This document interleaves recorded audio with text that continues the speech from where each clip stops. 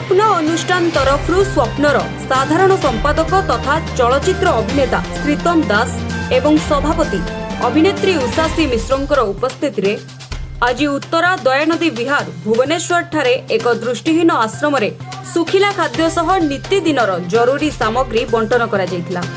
दृष्टिहीन व्यक्ति माने श्रीतम एवं उषासी को धन्यवाद जणाई सामग्री को ग्रहण करथिले।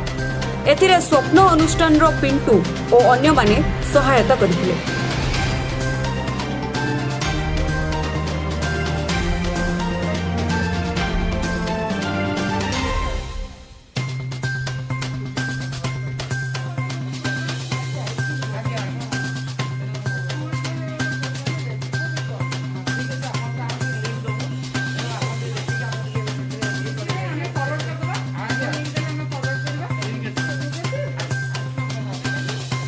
अंदर